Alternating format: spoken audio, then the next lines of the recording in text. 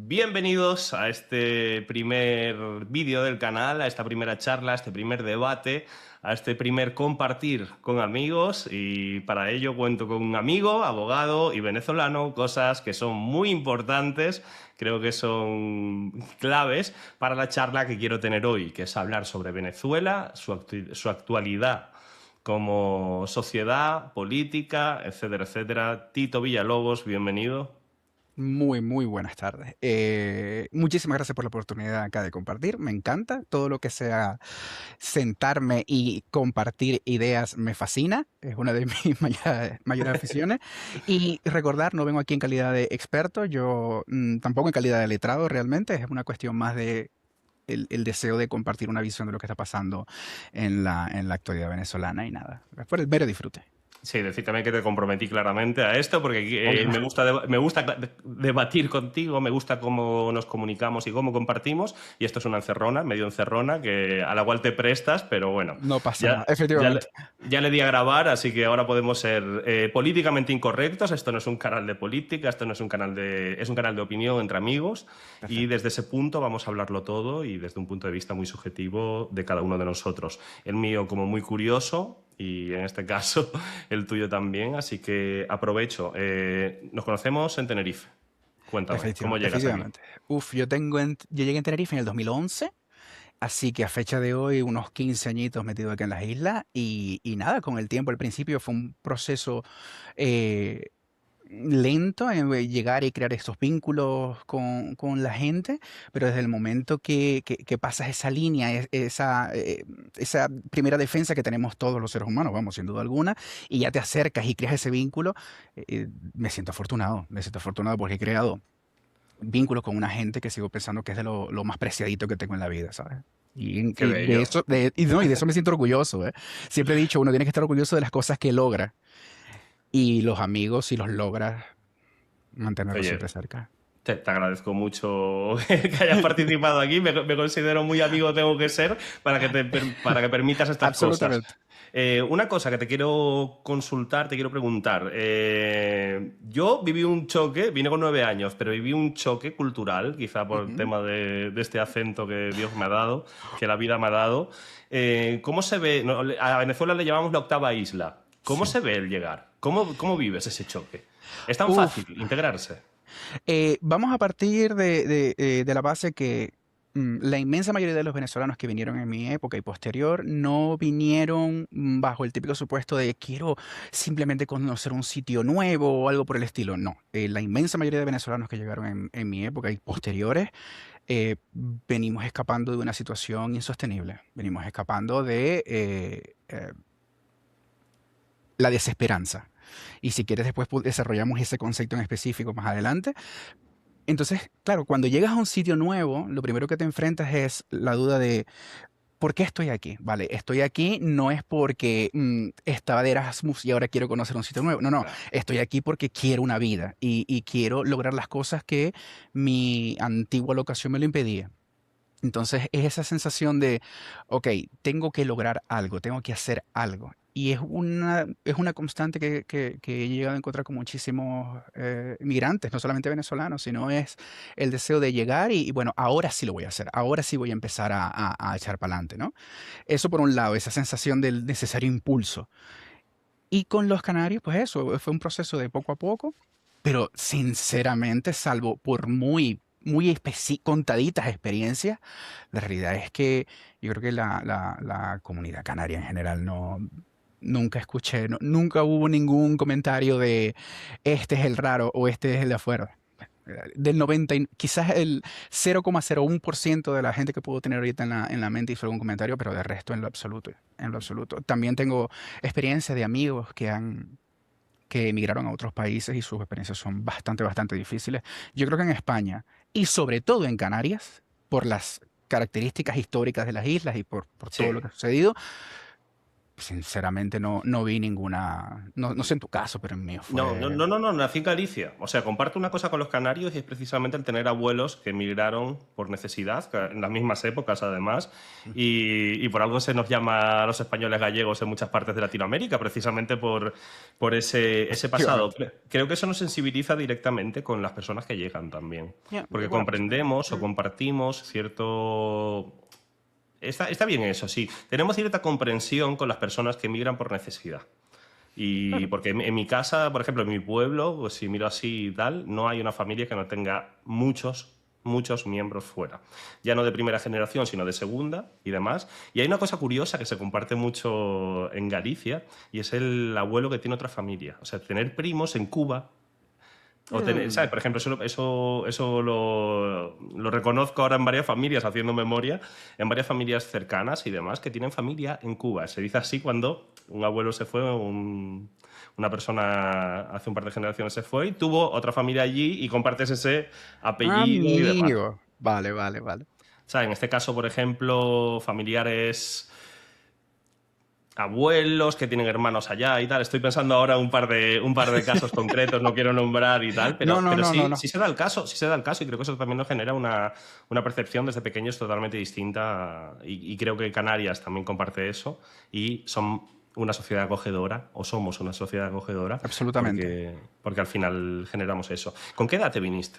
Yo con Yo vine 9. con 23 años. 23 años. Mi percepción es 20. muy distinta.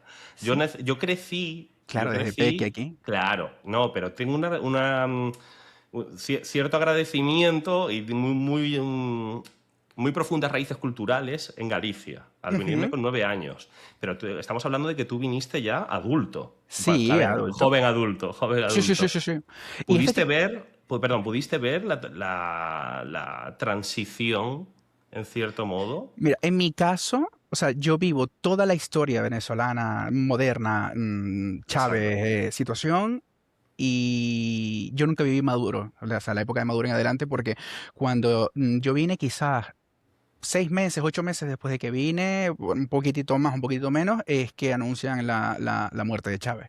Entonces nunca viví directamente todo lo que es la existencia de Maduro. Lo que sí te puedo contar es ese proceso de la Venezuela pre-chavista, qué sucedió en ese, o sea, cómo Chávez llega al poder y por lo menos, o sea, esta primera parte, este primer escenario de adaptación del pueblo venezolano a lo que entendemos a fecha de hoy como el socialismo del siglo XXI y todo lo que es a posteriori es por referencias de amigos cercanos, de familia que han sufrido N cantidad de cosas.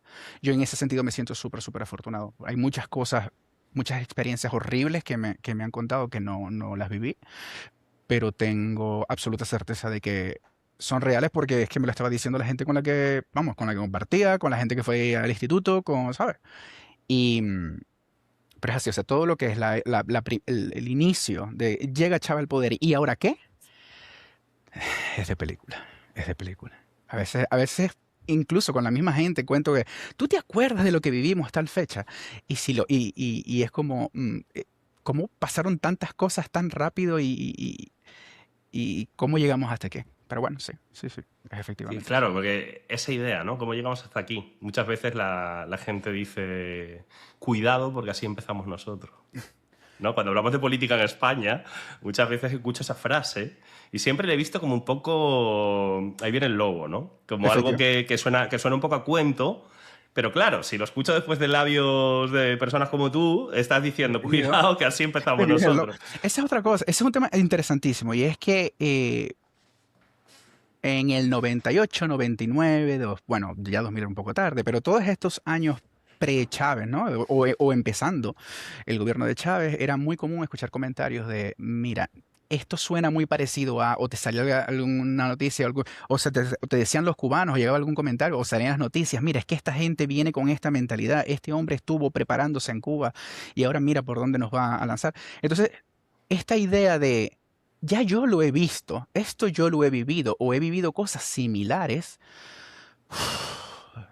Y lo digo, el riesgo es muy grande, ese es el gran problema y es lo que siempre me gusta señalar. Si estuviésemos hablando de cosas disponibles, si estuviésemos hablando de cosas que no sean tan importantes en la vida, bueno, podemos ver hacia el otro lado, pero es que estamos hablando sobre conceptos básicos y que damos por sentado cuestiones como la libertad, la libertad de desplazamiento, el poder estar tranquilo, el tener esperanza, por muy Uf, pequeñita que sea, vale, es increíble, es absolutamente incalculable. Entonces, es verdad que España 2025, o disculpa, 2026 es increíblemente difícil compararse, se me hace, todavía estoy ahí, se me hace, es muy difícil comparar con la Venezuela del 99, son contextos político-históricos distintos, pero es que la vocecita atrás te dice como, "Uf, ya corriste una vez, no quieres correr dos veces". Pero bueno, Eh, no creo que sean los mismos supuestos. Creo que cuando analizamos la política, sin duda alguna tenemos que analizar el contexto histórico, el contexto social. Y lo digo por una cuestión sencilla, para empezar a tocar estos temas. Cuando un venezolano escucha socialismo, obviamente los seres humanos que pensamos, bueno, esto me suena a aquella cosa que yo viví. Y aquella que yo viví fue horrible. En mayor o menor medida, pero siempre es horrible. ¿Vale? Cuando un español escucha socialismo, no tiene ese contexto, no lo claro, demoniza, él analiza el concepto de socialismo de otra forma. Entonces, claro, para mí, que esto es una cuestión, un análisis muy personal, esto no está escrito en ningún libro, esto lo estoy diciendo yo, eh, la forma correcta de poder analizar los supuestos políticos siempre es en el contexto. Si yo quiero analizar qué fue el socialismo del siglo XXI, lo primero que tengo que saber es qué pasó, qué estaba sucediendo en ese instante, qué sentía esa gente, qué aspiraciones tenía, y no analizarlo desde mis zapatos, viviendo en España en el claro. 2020 en el 2026. Esa es la clave, porque son mundos totalmente distintos. Conceptos como la derecha, ultraderecha, Sí, izquierda, la extrema izquierda, primero son conceptos que cambian de país a país. Imagínate en 20 años, o 25 años, o 30 años. Son conceptos cambiantes. Ejemplo típico de esto. Si yo me voy en este preciso instante a Estados Unidos y hablo con un perfecto demócrata, que se entenderá en Estados Unidos en su contexto político como un hombre de izquierda, si yo lo cojo y lo pongo en el medio de Madrid, en el centro del medio de la mitad, y él dice, esta es mi visión de la vida, te puedo garantizar que la inmensa mayoría de las personas que lo escuchan van a decir, este hombre es un conservador de libro. Porque su izquierda no es comparable con lo que entendemos en este otro contexto como izquierda. Entonces, claro, sí, siempre hay que analizar en qué contexto lo estamos diciendo. Y hay cosas que son difícilmente trasladables. Y estas experiencias, volviendo al tema de Venezuela, trasladarla a otros países es difícil, no digo que es imposible, es difícil, porque hay que tener claro muchas pequeñas cosas. Eh, Chávez en el 99, 98, 2000, te comparto la idea, un insight, el primario, que siempre es como que lo uso para contar la historia. Siempre empiezo igual. Sinceramente no pienso que Chávez fue la razón.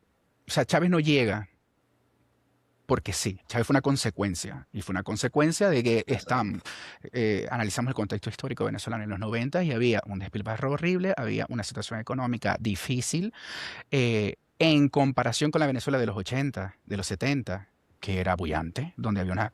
Es que todos los venezolanos nos sentimos familiarizados cuando decimos, es que mi tío o mi padre o mi madre me cuenta que en aquellos tiempos hicieron estas cosas con esta cantidad de esfuerzo y es como, "Uf, a mí me quitaron eso. Yo no tuve sí. la posibilidad de vivir eso". Pues en los 90, es más, hubo golpes de Estado, no voy a caer en esto. Resultado, la gente estaba cansada. ¿Y qué pensó la gente? Pues aquí tenemos un mesías, tenemos un tipo que es un outsider, tenemos un tipo que viene con otras ideas, además es un militar y se entendía que el militar era como que él venía a poner el orden, ¿no? Tenía esa Sí. idea, a mi entender, retrógrada, pero bueno. Eh, y, y nos compraron. O sea, la idea fue esa y la mayoría de los venezolanos, efectivamente, en la primera elección, sin duda alguna, creían mayoritariamente que este hombre iba a cambiar el país. Y lo cambió, pero no en el sentido que queríamos. Y, y se sentía. La evolución la puedo señalar de muchas formas, pero trataré de Sí, hacerlo a lo más subjetivo posible. Es mi vivencia. Y repito, muchísima gente estoy seguro que se podrá sentir identificado con esto. Estamos pasando de, yo recuerdo en mi casa, que éramos de clase más bien baja, media, baja, tirando para baja, yo recuerdo todos los años antes de Chávez poder viajar, poder compartir, tener una vida más bien holgada, y desde el momento que se montó en el poder en adelante, simplemente las cosas empezaron a ser considerablemente más difíciles. Si antes todos los años te podías dar la posibilidad de viajar y compartir, de en adelante olvídalo, en adelante era cada vez más difícil. Y cuestiones que en el mundo occidental 2026 podemos entender como perfectamente posibles, aunque difíciles, se volvieron imposibles. Comprar un coche, Sí, porque es un desgaste progresivo, ¿verdad? Es un desgaste efectivamente. progresivo, es como el cuento de la rana y el agua hirviendo. Y sí, y vamos a tomar pequeñas alícuotas de poder y vamos a dar un pasito. Y poco a poco el Estado se convirtió en un hombre. Y todo dependía de un hombre. Indiferentemente lo bueno o malo que fuese ese hombre, que no voy a entrar ahora a valorar eso, eh, es imposible que una sola voz, sin que tenga ningún contrapeso, evite llegar a este objetivo. A mí, esta es una cuestión muy subjetiva. Tú puedes ser el hombre más bueno y más noble del mundo, pero si todo el poder recae en tus manos, hay una posibilidad inmensa de caer en estos desmanes y, ¿sabes? Y eventualmente querer controlarlo todo. Claro, Que es es atractivo, la falta de control. Sí, bueno, se dice que es la naturaleza, ¿no? por favor, total, pero totalmente, vamos. Y era desmedido. Voy a crear un puente. Go ahead. ¿Cómo ves a Pedro Sánchez y España? Porque Uh, esto que estás nombrando, obviamente en el contexto europeo, de que hay un contrapeso que es Europa en sí, Ujú. pero, a ver cómo lo digo, para que no me cancelen ya en el primer episodio. Lo miro todo desde un punto de vista muy subjetivo, Ujú. como persona, obviamente, que reside en España como tú, que crece en España como tú, que ha visto diferentes, como bien decías, percepciones, estereotipos de la derecha y la izquierda, del socialismo y lo que no se considera. Pero yo aquí no identifico temas políticos, identifico ahora mismo un comportamiento de una persona. Estabas nombrando, ¿no? Que Efectivamente. una persona que empieza a concentrar poder. Yo no sé cómo identificar, porque siempre he defendido mis posiciones, pero no sé muy bien cómo se puede defender una posición donde tú eres presidente de un gobierno y a tu segundo y a tu tercero los meten por corrupción en la cárcel. Uf. No termino desde un concepto muy europeísta que tengo, desde un concepto muy tecnócrata, que me gusta la meritocracia como un rasgo, y me gusta en cierto punto Europa como organización Ujú.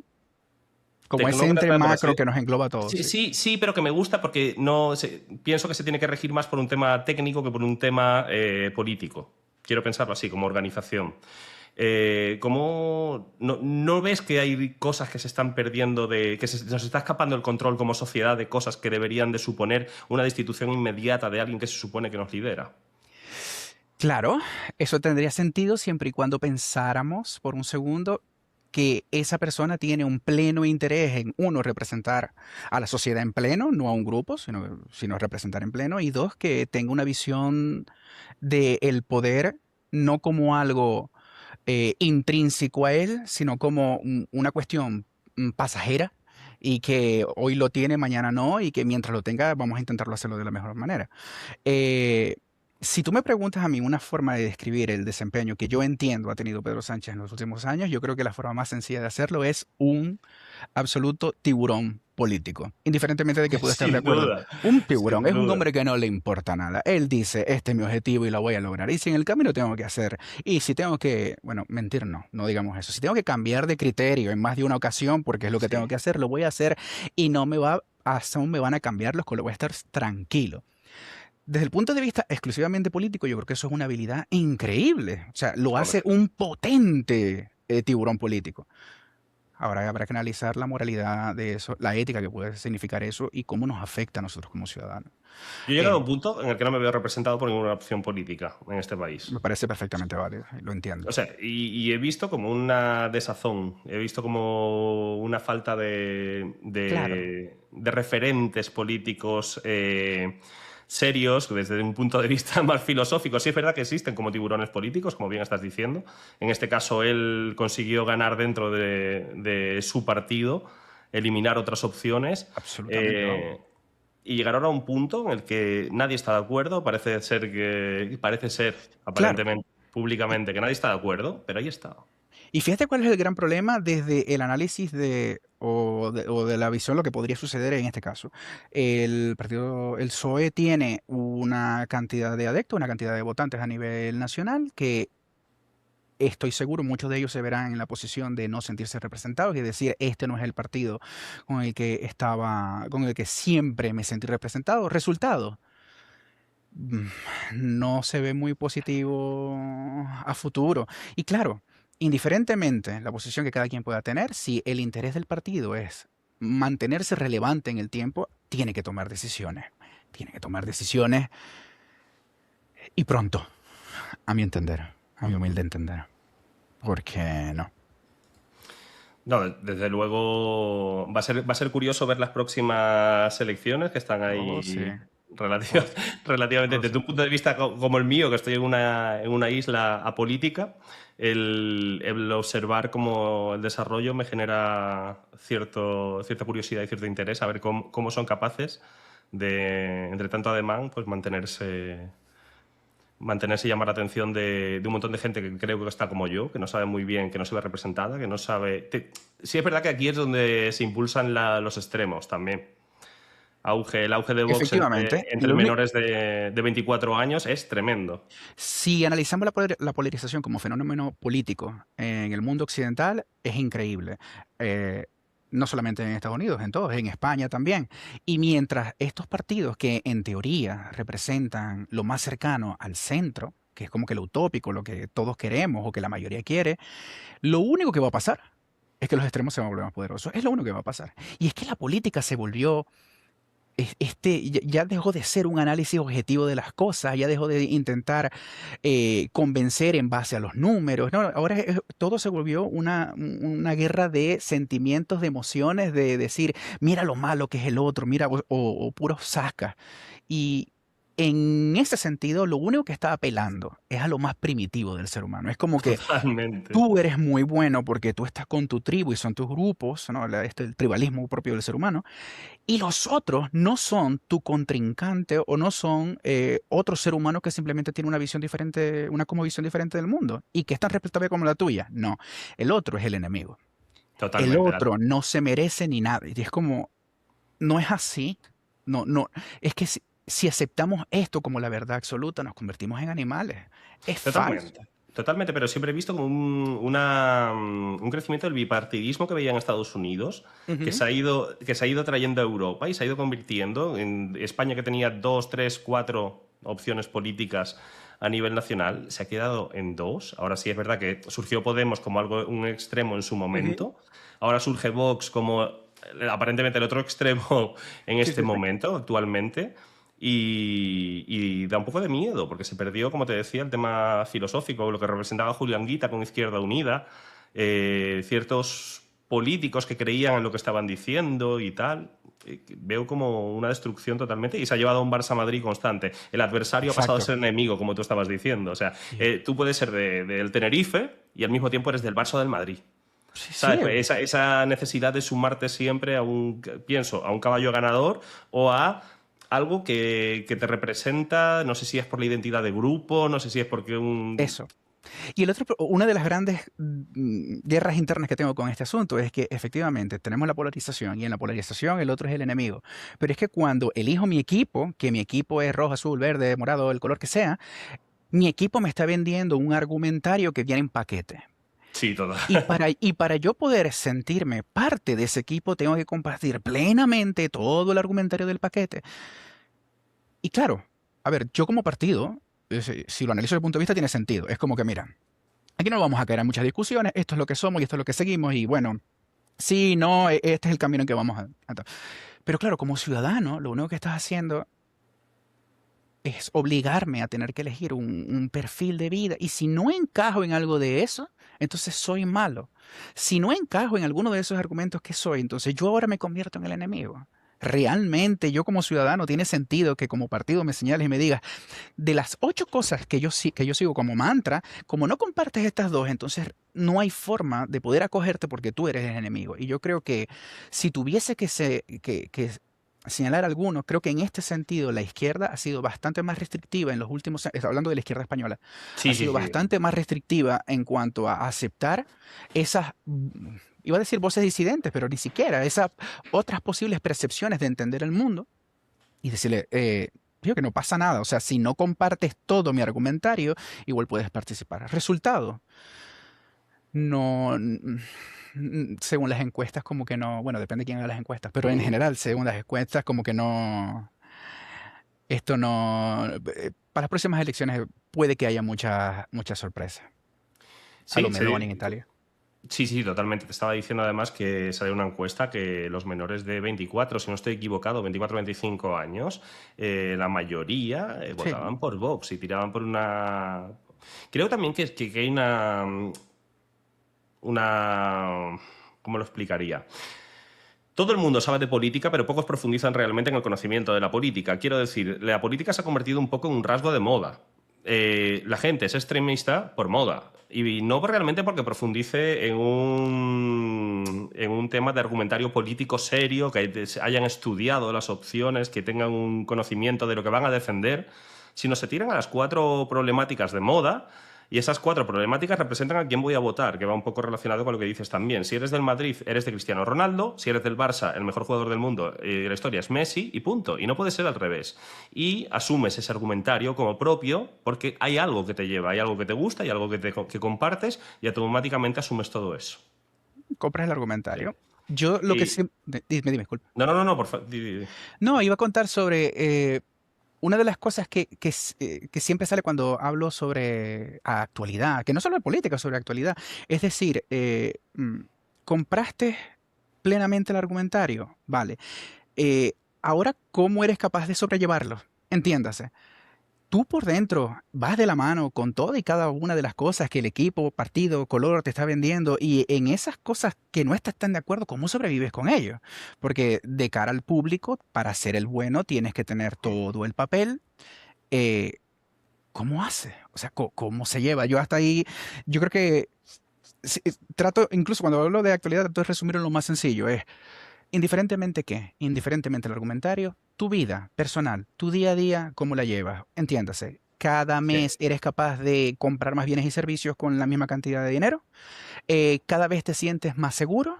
Número dos, cada vez sientes que tu desempeño en la sociedad está bien retribuido. Este tipo de cosas. Y es como, estas cuestiones de análisis básico muy Sí, del total. individuo, yo creo que deberían de ser la discusión relevante. A veces caemos como sociedad en discusiones que no es que sean buenas o malas, es que numéricamente hablando no representan a la mayoría de los ciudadanos.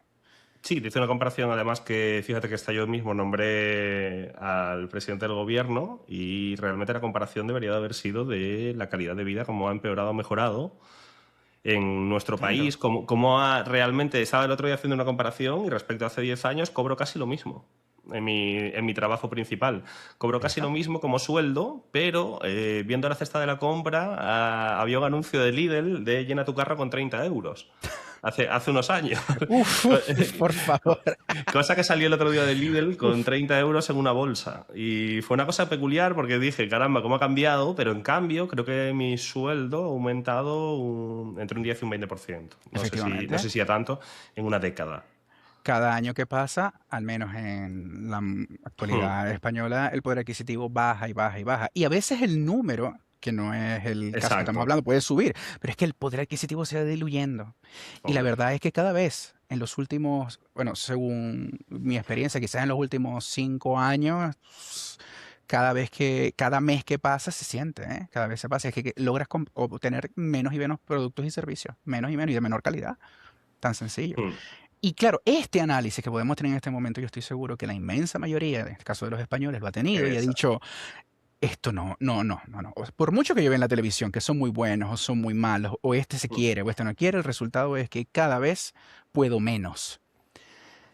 Y hasta que nadie sinceramente se siente a atajar este tipo de asuntos, eh, esto no va por buen camino. Fíjate, hay una cosa que me da mucho miedo, hablando de ahí viene el lobo, ¿no? Ujú, El tema, por ejemplo, de Argentina. Cuando lo ves en ujú. Argentina, yo siempre pienso, viendo el punto en el que estaban y demás, siempre pienso cómo llegaron hasta ahí. ¿Cómo se pudo Sí. comprar un argumentario político para llegar hasta un nivel de destrucción del Estado y de estar a punto de cortarte la financiación internacional de toda índole, y decirte no te vamos a dejar más dinero porque no lo devuelves. No llegas a pagar los intereses y lo poco que generas no paga los intereses de tu deuda. O sea, ¿cómo se puede llegar hasta ese punto? O sea, aparte, ¿crees que Milei era ese extremo? Porque el zurdos hijos de puta era una de sus frases estrella, pero es una persona a la que le estás dando el poder de un Estado. Efectivamente, sin ser un experto en la materia, por siempre lo No, digo, no, siempre lo digo. partamos de la base de que estamos compartiendo un café imaginario. Aquí no hay, no Para la hay próxima no expertos debería ni... de ser imaginario, porque un café siempre cae bien. Yo creo que tratemos de tratemos de posicionarnos en esta Argentina con una inflación increíble. Y cuando digo increíble es que todos los meses las cosas suben de precio, todas las semanas las cosas suben de precio, a veces diariamente suben de precio. Cuando hay muchas necesidades, puede que llegue el Mesías. Y el Mesías puede ser muy bueno o muy malo. Normalmente no termina bien. Yo quiero creer que Argentina esto lo va estas historias y superinflacionarias van a quedar en el pasado. Esperemos que así sea. Yo, desde el punto de vista político, comparto la idea como buen liberal, sin duda alguna. O sea, no estoy cayéndole historias a nadie. Pero esto es como siempre. No sabemos lo que va a pasar el día de mañana. No sabemos lo que va a pasar. Creo que las políticas aplicadas, las políticas económicas, están bien encaminadas porque creo que son serias. Creo que en el momento cuando yo le digo la verdad a la gente y tengo mis números detrás, creo que se empieza por el buen camino. Que se logre o no se logre, no lo sé. Pero se empieza con la verdad. Y el hombre llegó diciendo la verdad. No hay plata. No hay dinero. Debemos de dejar de pensar esta vida como si podemos derrochar porque el dinero es un bien escaso. Y todo cuesta, no existe en la vida real cuando dejamos de creer en Papá Noel y el Niño Jesús y los Reyes Magos, todo cuesta, todo es plata, todo es pasta. Y en el Sí, sí, momento tecnifica...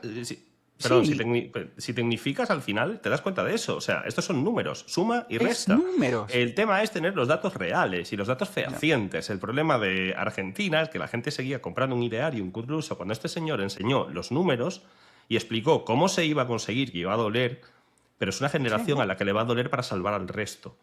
efectivamente. Cuando se empezó a desmantelar el sistema clientelar y corrupto que tenían por todos lados, desde aerolíneas argentinas, donde las familias de los pilotos viajaban durante meses totalmente gratis.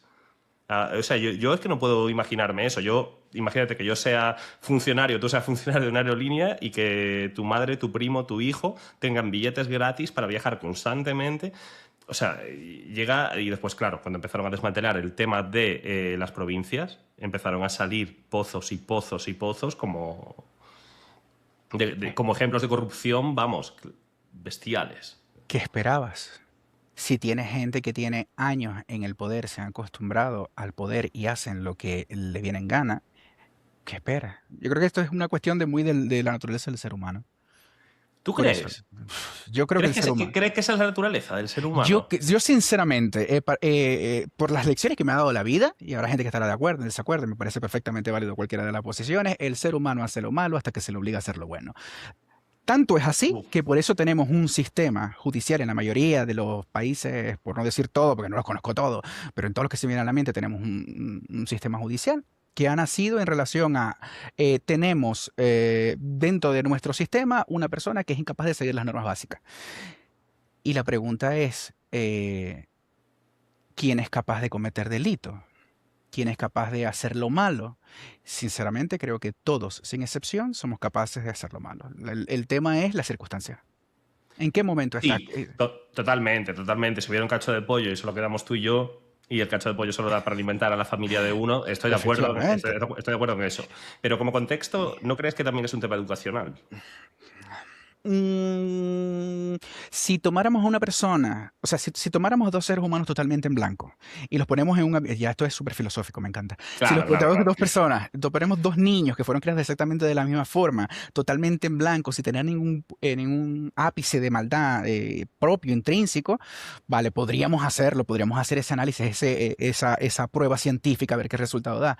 Pero la verdad es que el ser humano es a mi entender, un poco lo que lleva por dentro, un Sí. poco el ambiente donde se cría. Claro, claro. Yo hablo de contextos sociales actuales y donde tú y yo vivimos. Sin duda alguna, la educación es clave. Sin duda alguna, el contexto donde crecemos, el acceso a la información es absolutamente clave. Aún así, yo me puedo ir a las sociedades más, las que podemos entender como las sociedades más desarrolladas. No sé, nos vamos a los nórdicos, que es lo primero que se me viene en mente, que quizá puede estar equivocado, pero bueno. Sí. Y ellos también cometen delitos. Yo me voy a una sociedad con un bajo índice criminal, como por ejemplo Japón, y también se comete delito. Entonces, siempre está ese. Por eso es tan importante el balance de los poderes en un Estado. Porque por más noble y por más bueno que sea aquel que manda, se puede equivocar. Es más, se va a equivocar eventualmente. Es cuestión de tiempo. Entonces, claro, Claro, si haces ese balance, por ejemplo, porque te lo iba a llevar a Venezuela, pero antes quiero terminar con el tema de España para ver cómo lo ves tú, que eres abogado en España, ¿no? Que has estudiado Derecho en España. ¿Cómo podemos llegar a un punto donde los jueces sean elegidos por los partidos políticos? ¿cómo podemos llegar? O sea, la pregunta es cómo puede Desde mi suceder ignorancia. o si debemos llegar. No, no, Ese- no. ese- ¿Cómo puede ¿Cómo? suceder? ¿Cómo puede suceder que un sitio en el que estamos todos de acuerdo que los poderes tienen que estar separados en un Ujú. Estado podemos llegar a permitir que se unan de esta forma y que sea tan evidente el sistema, como, a ver cómo lo digo con las palabras adecuadas, que el propenso a la corrupción? Efectivamente. Sobre todo, bueno, si la pregunta es el cómo, tendría que haber un cambio normativo profundo para que eso se diera. No es nada fácil. Tendrías que tocar normativas, leyes orgánicas. O sea, es un tema muy fuerte, ¿eh? O sea, es un tema muy, muy serio. Herencia de El cómo. herencia de una transición mal hecha. Eh, es una posibilidad, es una posibilidad. No digo que no, ¿eh? Sé que hay instituciones que se mantuvieron y creo que no se debían de mantener, pero bueno, es- es- estamos a donde estamos. Con lo bueno y lo malo, esta fue la transición. Eh, y si tú me preguntas sobre la peligrosidad de que los jueces caigan en manos de los políticos, vamos, pero totalmente de acuerdo. Súper riesgoso, increíblemente riesgoso. Sobre todo en un sistema como el español, donde la instrucción, o sea, la posición del juez como garante, como ese ente intermedio, es muy arraigado, es muy parte del procedimiento penal. El juez instruye, el juez es quien investiga, que es una característica muy propia del derecho penal español. Entonces, claro, si empezamos a alejarnos de esa distancia, de ese hombre en esa posición, no sé, digamos, en el atril, ¿no? Y que está más allá de lo que están haciendo estos individuos, pero que simplemente tiene que cumplir su función constitucional, que es jugar y hacer cumplir los juzgados. Claro, la justicia se vuelve manipulable, se vuelve un juguete. Entonces, ¿qué somos como sociedad? Es muy, muy riesgoso. Es muy, muy ¿Viene el riesgoso. lobo, Tito, o no viene el lobo? A mí me gusta ser positivo. Sé que no parece, pero a mí me gusta ser positivo. A mí me gusta creer que en el fondo eventualmente hacemos algo maravilloso, ya sea 1, 2 días, 10 días que lo cambia. Pero es más, voy a decir que no viene el lobo. Voy a decir no, voy a decir que podemos evitar que venga el lobo. Todavía estamos a tiempo, que no es muy tarde. Yo creo que hay lo que te decía antes del poder de Europa como ente, de la Unión Europea en sí, creo que es un freno para evitar que muchas cosas que pudieran pasar en Latinoamérica se puedan repetir aquí. Es lo que yo quiero pensar y que es algo más puntual y un episodio de nuestra política o de nuestra forma de hacer política que espero cambie en el futuro. Dicho eso, yo soy el que te voy a invitar a ti para la próxima porque ya tengo que cumplir con mis otros deberes, pero en cualquier caso, muchísimas gracias por la oportunidad de dejarme participar y encantadísimo de en cualquier momento, la próxima vez con un café de verdad. Eso sí, Vale, perfecto. Hasta aquí esta primera charla. Seguiremos pronto, muy pronto, porque nos quedan un montón de temas que tocar y el por próximo vamos a favor. profundizar en el tema de Maduro y la actualidad de Venezuela, que es una cosa que me interesa muchísimo. Gracias por este primer café, ¿vale? Hasta luego. Un abrazo grande y eso, nos vemos en el siguiente vídeo muy pronto, con Tito también, seguramente. Así que nada, like, suscríbete y nos vemos.